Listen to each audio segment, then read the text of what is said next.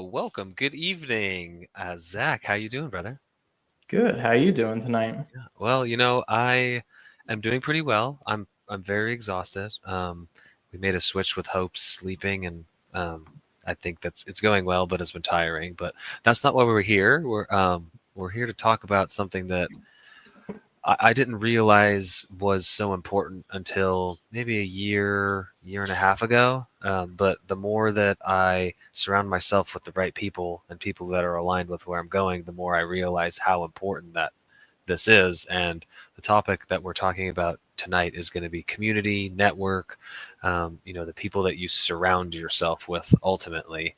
And so, the differences that makes, why it's important, how to go about surrounding yourself with those people. But, before we kind of jump into the nitty gritty stuff, what are your initial thoughts, takes on community? Yeah, I'm kind of in the same boat as you are. Joining a community, like when real estate community is the first community that I joined in, that outside of the gym, which I could talk about too. But that was when it was like, hey, like the gym community had always been there, so I didn't really know any different on that end. I didn't realize the impact that it had until I joined another community. In this case, it was a real estate community, and kind of just being around people who are doing the same thing as you and aspiring and pushing you is something that really like made me notice what I have at my CrossFit gym. And I think that's the power of CrossFit or class workouts is the community. Everybody's like-minded for an hour in a day. You're all working towards the same thing. So you're going Yeah. through the same challenge. You're going through the same struggle. You're all striving for the same things.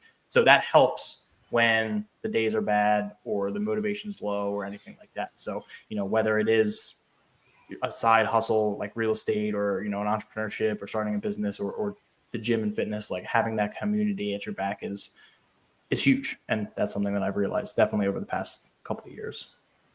Yeah, it's interesting that being a part of one made you realize how valuable the other one was, and you may not have realized that unless you had joined. And I believe that the community you're talking about, Sub Two, the real Yep. estate community that we're both a part of, yeah. And then I mean, and even from there, we've been in smaller, more tight knit communities, like the coaching program that we both went to, the Growth Co. And I think we went through a coaching program with Creighton, Yep. Creating Change, who was actually on with us. Gosh, it's been a couple months. We got to get him back. But yeah, in business, in our entrepreneurial aspect of life, having those types of people around us are super important. They're the ones that you're going to lean on when times are tough. When you're having struggles, you're going through hurdles in your business, they're the ones that you're able to go to and say, hey, look, this is an issue that I'm running. Have you ever run into this? So like from a business standpoint, we have a group of people that we hang around. And those people, you may have heard the saying, what is it? You're a product of the 5 people you hang around with the most. I've heard 10 people, right? But those people are the ones that we're looking to, that are maybe a chapter ahead of us, Mm-hmm. and are pulling us forward. And then there's people behind us that are pushing us, and we're helping pull them. But then from Fit Fatherhood, for example, our school community, right? We're trying to build a community of like-minded dads who are all trying to excel in our fitness, excel in our health, excel in our wealth, and excel in our family life. And so by bringing those people together, we can all, get behind each other and kind of rouse each other up and keep each other accountable for the things that we're trying to accomplish. And when we have negative influences around us, or people that are telling us, hey, you can't do that, you'll never be back to your football weight, your high school football weight, or you're never going to make 6 figures in your business, we got to cut ties with those people. So before we start going down the negative routes, do you have any like tips for going and meeting these people? I know as an adult now, it's difficult for me personally to kind of go and like put myself out there and, hey, you want to hang out sometime? Yeah, I think with social media, it's so easy to connect with people, but it doesn't mean like it is easy for the same exact reason. So I struggle even reaching out to somebody who maybe I haven't talked to in a few months, but it's just like, hey, how's it going? Just because I feel like I'm bothering them, or like whatever. It's been a while. Like they're gonna be like, why are you reaching out to me? But like I love when I get random messages from people in my contacts that I haven't talked to in a while. So I think, and it's just getting over kind of I don't want to say imposter syndrome of like, why would somebody want to talk to me or respond to me? Like I think that's part of it. But I think it goes to the first tip is thinking about what do you enjoy? Like what are you interested in, or what do you want to start focusing on? And then finding people that are doing that, whether it's an existing friend you already have on Facebook or in your phone, or going on to those Facebook groups or subreddit groups or school communities, right? Whether it's ours or somebody else's, and joining those and just start engaging, like commenting on people's posts or creating an intro post. You'd be surprised how welcoming, as long as the group is good and the community is good, and you'll find that out quickly. But just doing that initial conversation and people start to see your name more and more. And that's the first thing I can recommend is just join it and just start commenting and liking. It doesn't have to be anything crazy. And then who knows where that goes. You mentioned the groups that we're in, sub 2 and the business coaching, like that's where those things started. Like I do an initial post. We used to talk three years ago, maybe 2-3 years ago. Just initially, we didn't talk again for a while, and then we ran back into each other, and it's just funny how those things kind of work. Yeah. Yeah, I like you used the word engage there, right? If you're going to join a community, like you mentioned, we'd love to have you in Fit Fatherhood, but if you join any other community, the value that you get is the value that you give. And so by going in there and spreading positivity with people and encouragement and, hey, I've been there before, this is what I tried, just giving your tips, that's how you get value back, and that's how you build your community, right? As, oh, I'm going to find it. Oh, yeah. It's a little woo-woo, if you want to call it, but I am a believer in the law of attraction. Since I've put this into place in my own life, you attract the things that you want, and you attract the things that you don't want. If you're trying to find a community, maybe for some reason you were drawn to us today when you're listening to this, or you've drawn to some other community, by filling your head with, I want to find X, and knowing exactly what this, these people, this group, this community, this cohort, whatever you want to call it, looks like, you will all of a sudden start to see these opportunities unfold around you, right? Like Zach was saying, or like you were saying, Zach, a random text pops up on your phone from somebody that you weren't thinking about or you haven't talked to in a long time, but because you're attracting this in your head, you now see an opportunity. Oh man, Zach texted me. I've been watching Zach, and he's been doing a lot of stuff on social media. This is somebody that I want to connect with, right? Mm-hmm. And so we have to allow these opportunities to come into our lives, but also be aware as they do come in to be paying attention and to be seizing on the opportunities. I always think of the car anecdote or analogy that, I'm going to go out and start looking for red Tacoma. I want to go buy a red Tacoma. And now all of a sudden I just see red Tacomas all over the place. It's because I'm, paying attention to that. So, we have Facebook. You mentioned your CrossFit community. And so I feel like that, especially for us as we're getting older, like you mentioned, finding something that you're passionate about. And most of the time you can just Google, hey, bike groups, bicycle or motorcycle, whatever you want, but like, and find communities around that are local. And they don't have to be local. They could be virtual. A lot of the stuff that we do is virtual, but yeah. I had a question there. I have baby brain, I swear.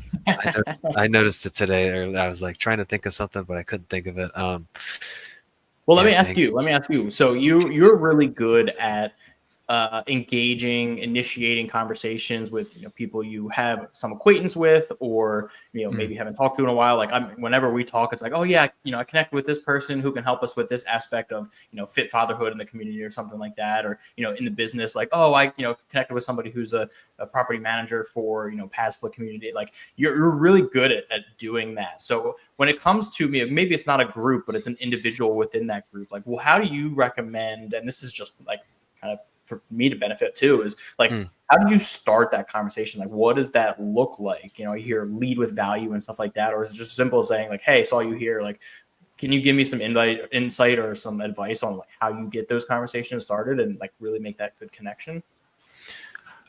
Yeah, I wouldn't put this necessarily at the lead with value aspect so much as lead with interest. Like, be interested in the other person and what they have going on. There's a saying that like interesting people are interested. Interested people are interesting. Maybe it goes both ways, but Yeah. be genuinely interested in what the other person is talking about and be open to hearing what they're saying and then asking follow-on questions like, hey Zach, you told me that I saw you mentioned CrossFit in your post. How long have you been doing that? Right? It's that simple. Bring up something that I'm really blue right now.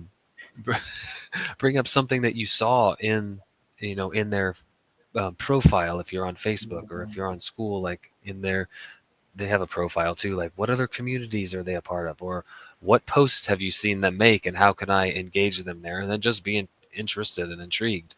And you'll find that people open up to you and they say, oh man, that Zach guy, he was an interesting dude. It's because they got to talk the whole time.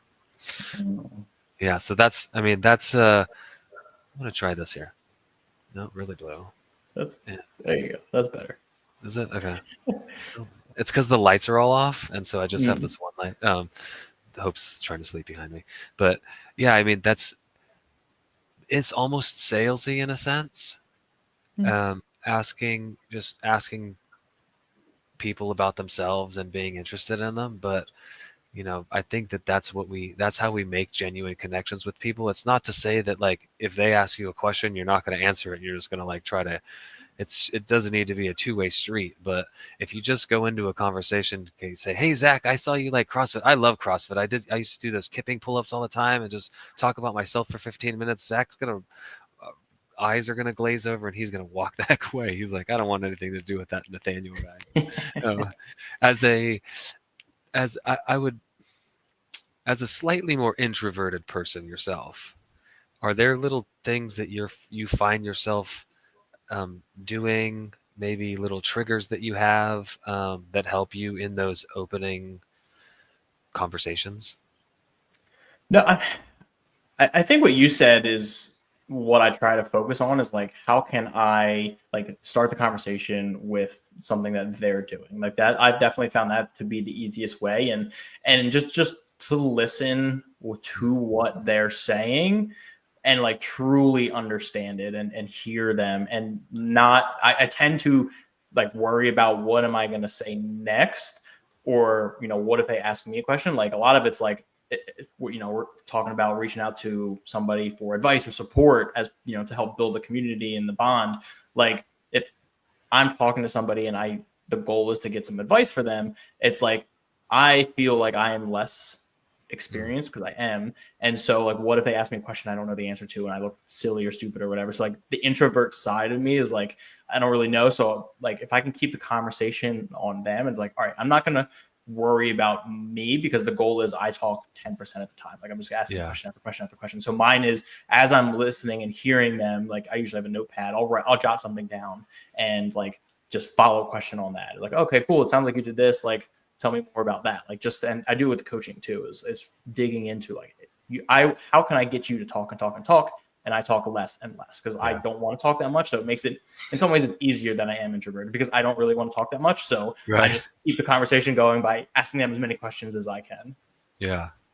That's a as you were talking there, I just thought of uh, from the book How to Win Friends and Influence People, using the person's name does kind of two things. Right. First off, hey, my name's Nathaniel. What's your name? Hey, Zach. Hey, it's nice to meet you, Zach. Like, I heard that you really like CrossFit, Zach. What is it that you like about it? See, I've used it a couple times there. So now they're knowing that I am listening and engaging with them, but it's also putting Zach into my brain that next time I see him, I'm going to be able to remember his name, right? It's just a little trick tidbit there that you're helping the other person like you more, because the most important word in the world to Zach is Zach. Maybe it's your son's name now, but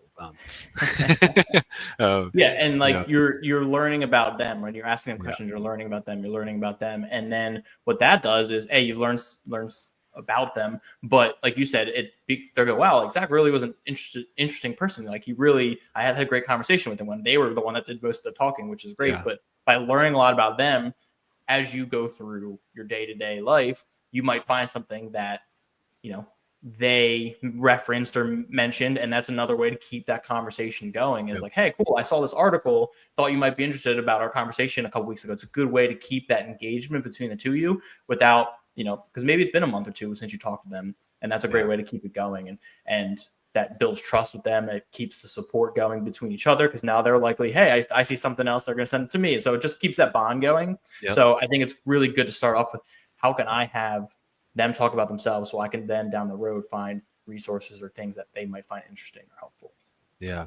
I love, and that's a pretty good segue there, because my next kind of, I guess we kind of touched on it a little bit, but especially when you're joining a virtual, Facebook, school, whatever community, Discord, um, going in and seeing what people are talking about and being able to either add value or ask questions on those specific posts. Hey, where'd you find that? Where'd you find that information? Or, hey, I saw that you posted about this kettlebell workout. Check this one out too. This is one that I really like to do. Now you're creating that, that kind of bonding and rapport, um, uh, during the community building in your groups. And dang it, it happened again. I'm gonna find it. No, okay, moving on. Uh, one of the biggest pieces of having a community, like I mentioned at the top, is the accountability aspect of it. I know that you mentioned it. This is going back like 6 months now, maybe even longer, when we did our first challenge together. That just knowing that there were other people, me specifically, but other people that were following along in the challenge as well, was keeping you honest every morning to the four things that we had to do every day. Like, hey, if I don't do this, I either gotta lie to Nathaniel, or Nathaniel's gonna come and say, "What the heck, dude? What were you doing?" So, from an accountability aspect, like, how important is that to you in accomplishing your goals? 100%. I mean, you mentioned that challenge, and there were days where maybe I either forgot to post or didn't do one of the things, and you would message me and be like, "Yo, bro, like I didn't see your thing today," and it's like, Yeah, "Oh yeah," like that's where you have to. Uh, and then if you have to be like, acknowledge it, like, "Yep, I didn't do it. Whatever, I should just do it." I would acknowledge it, and then I wouldn't miss the next few days because, or it'd be like I'd get towards the end of the day, it's like, oh, I didn't hit my water intake. I'm just gonna chug a bunch of water so that way I can check it off and then post it. Like, yeah, yeah, so it's it's easy for whatever reason. It's easier to let yourself down than somebody else. Like you'd think you'd want to be like not letting yourself down, but it's like now that I'm having this expectation from somebody else, right? When you set a meeting with somebody, you are way more likely to go to that meeting because now you're inconveniencing somebody else. So yeah, having that accountability person who's going to check in on you and help you when maybe you're struggling a little bit, but also push you a little bit further. So they're going to help you, like you talked about, some pulling you up, if they're behind you or falling behind, and then, you're also there to help to pull you forward. Like they're in front of you, I'm going to strive to be like that person. So having yeah, that accountability, that battle buddy, whatever you want to call it, of, hey, we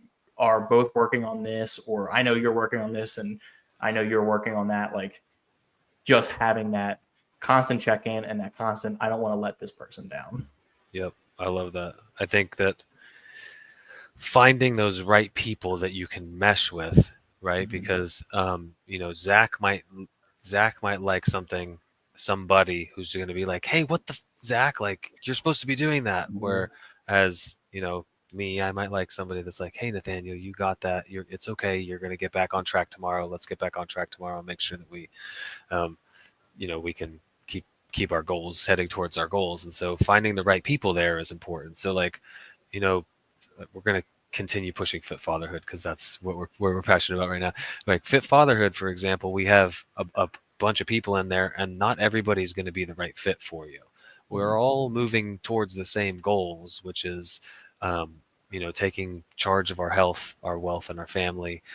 But we all want to move there differently at different paces, in different ways. So finding those people that you align with is really important. Going back to what Zach was talking about is asking questions. Hey, what are your goals? Where are you headed? Where you're at now? Where are you at now? How do you like to, do do these types of things when you've had success in the past? What does that look like, right? And being able to find all these things out about people, and then we can go, all right, Zach's my guy, or Zach's not my guy. I need to go talk to Dave. Um, Mhm. so having that accountability though is what pushes us through, right? Knowing that, hey, if I don't do this, Zach's going to tell me, hey, what the heck, Nathaniel, what are you doing?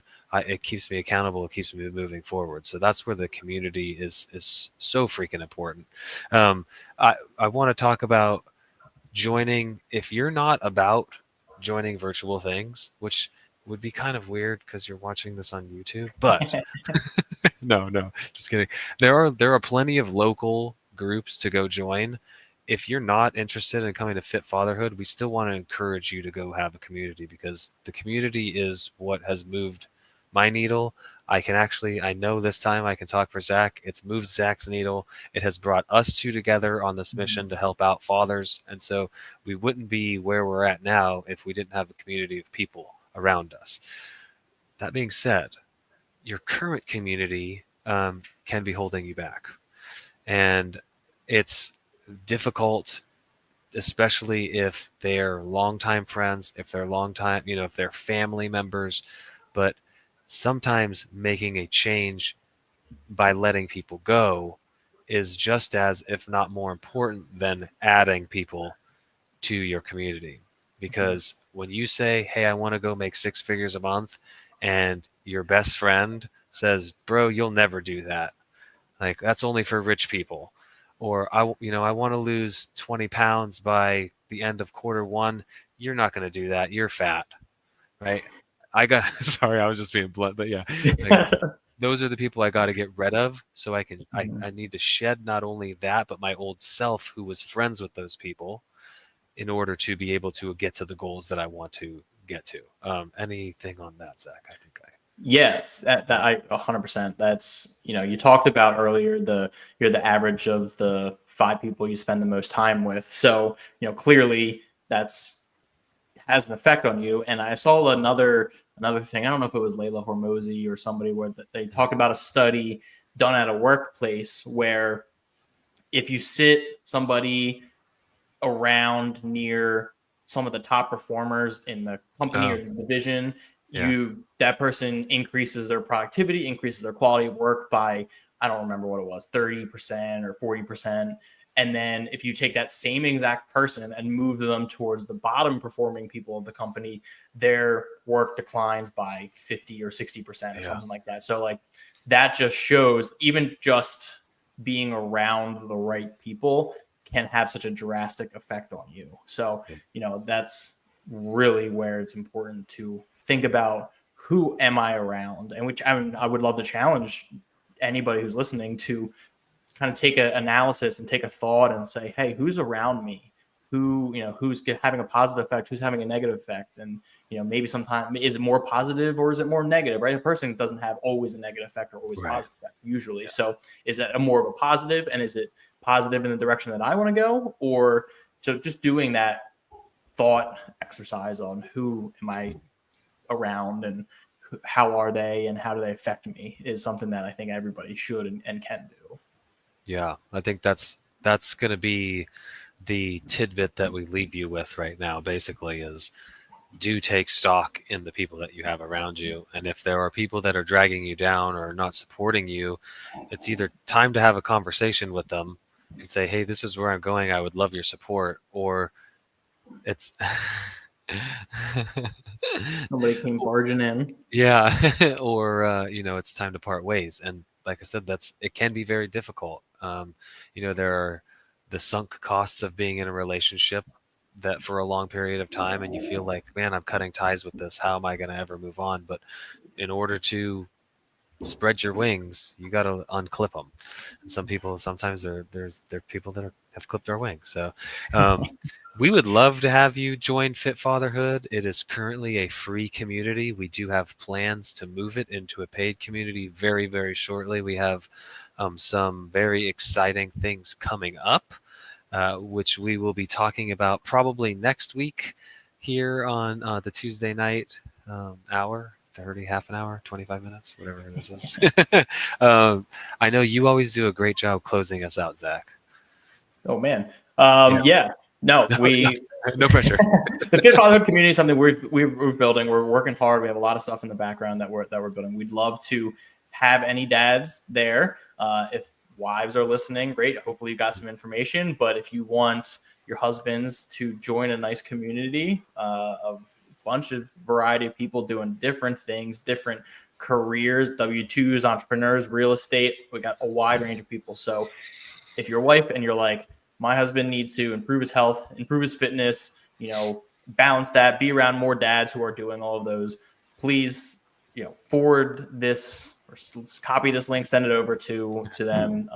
We'd love to have a conversation at a minimum. If there's anything that we can help you with, reach out, DM us, Instagram, Facebook.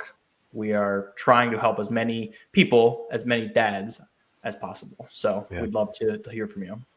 I love that. As it'll be a good New Year's gift for dads that are trying to make some New Year's goals that are going to stick. And one way to make your goals stick and to hit your goals is by being around a community that wants you to achieve them and wants you to knock them out of the park and go way beyond what you could even imagine. So, that being said, it's always a pleasure, Zach.